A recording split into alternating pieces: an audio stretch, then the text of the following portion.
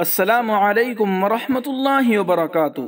شعبہ تعلیمات دارالعلوم دیوبند کی جانب سے اہم اعلان۔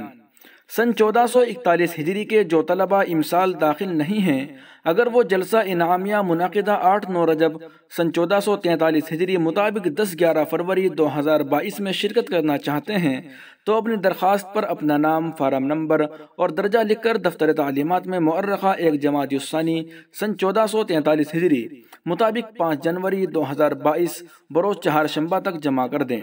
تاریخ گزرنے کے بعد کوئی درخواست قابل قبول نہیں ہوگی۔ دوستو، یہ اعلان کنوینر جلسہ انعامیہ حضرت مولانا مفتی محمد امین صاحب پالنپوری کی جانب سے جاری کیا گیا ہے۔